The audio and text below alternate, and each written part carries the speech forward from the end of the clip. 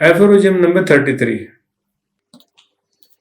In accordance with this fact, it is undeniable shown by all experiences that the living organism is much more disposed and has a greater liability to be acted on and to have its health deranged by medicinal powers than by morbific noxious agents and infectious miasm.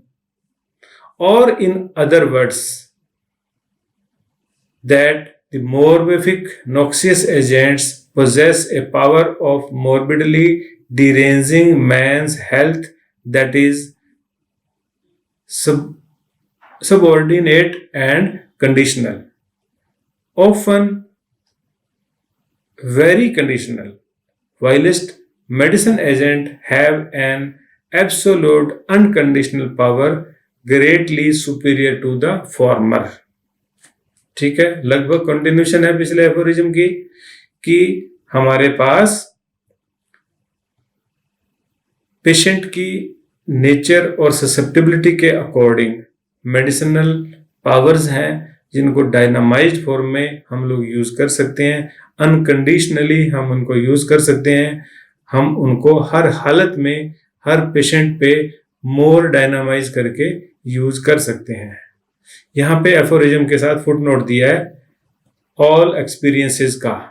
Experiences में क्या, a striking fact in corroboration of this is that whilst previously to the year 1801, when the smooth scarlatina of sedum still occasionally prevailed epidemically among children, वही जो natural disease की बात थी उसका example है, it attacked without exception all children who had escaped in it in former epidemic।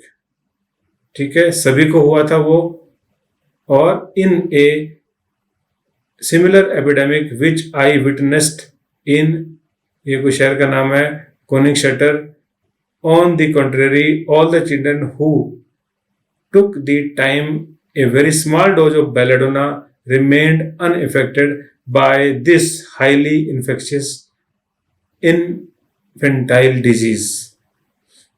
किसी को, जिसको भी किसी भी टाइम में कभी भी लाइफ में बेलेडोना अगर दी गई थी, उनको ये स्कारलेटिना नहीं हुआ था, सबको हुआ था, उनको नहीं हुआ था।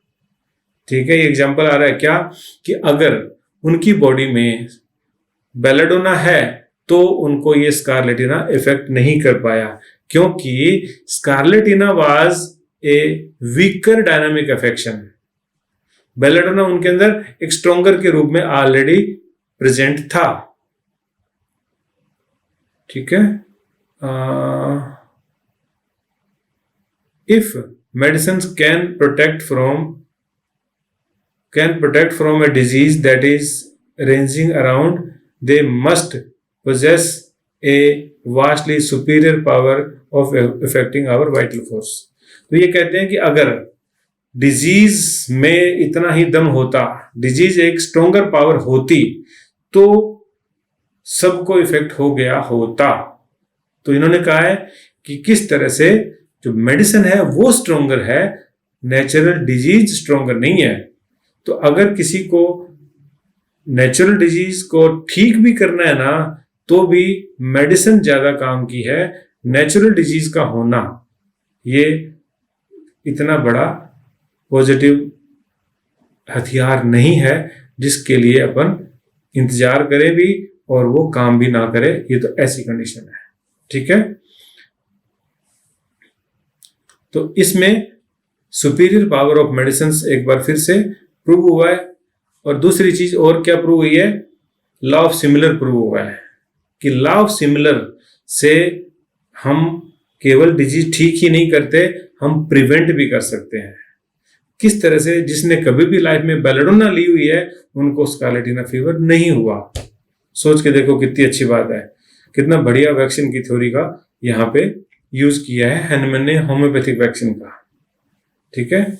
और जो डायनेमिक मेडिसिन हैं उनके साथ में अच्छी बात यह है कि उनकी पोटेंसी को मैनिपुलेट किया जा सकता है, उनकी पोटेंसी को डायनामाइजेशन हायर लेवल पे ले जाकर के और ज्यादा बड़ी बीमारियों को भी ठीक किया जा सकता है। ठीक है। तो जो होम्योपैथिक जो ट्रीटमेंट ऑफ सिस्टम है उसकी लिमिटेशन नहीं है, उसमें सीमाएं नहीं है। ठीक है, वो कोई बंधन में नहीं है, वो क्योंकि डायनामाइजेशन हमारे हाथ में है तो हम उसको और बड़ा हथियार बना सकते हैं, और ज्यादा फायदे का हथियार हम उसको बना सकते हैं। ठीक है, तो ये हो गया एफोरिज्म नंबर 33।